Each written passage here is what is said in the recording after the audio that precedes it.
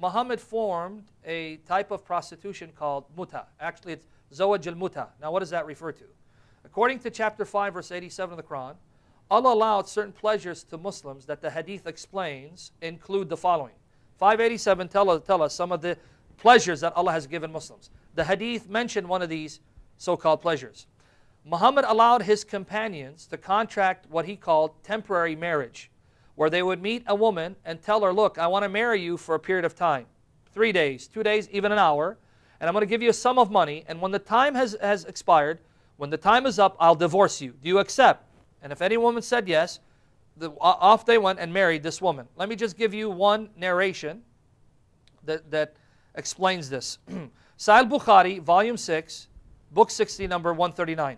Sahih Bukhari, volume 6, book 60, number 139. Narrated Abdullah, we used to participate in the holy wars carried on by the Prophet, and we had no women, no wives with us. So he said to the Prophet, shall we castrate ourselves? They were burning with sexual desire, and they asked, should we castrate ourselves? But the Prophet forbade us to do that. Instead, he allowed us to marry women temporarily by giving her even a garment, and then he recited, chapter 5, verse 87, O you who believe, do not make unlawful the good things, the pleasurable things, which Allah has made lawful for you. So what was Muhammad's solution? Instead of saying, pray to Allah for the power of the Holy Spirit, pray to Allah to give you the strength to overcome your sexual desires. No, don't castrate yourself. Go into the city, ask the local woman, can I marry you for a garment? And I'll marry you for 3 days, and once it's done, I'll divorce you. Sure! Now, for lack of a better term, wouldn't you call this prostitution? There's no other term for it. It's just divinely ordained prostitution.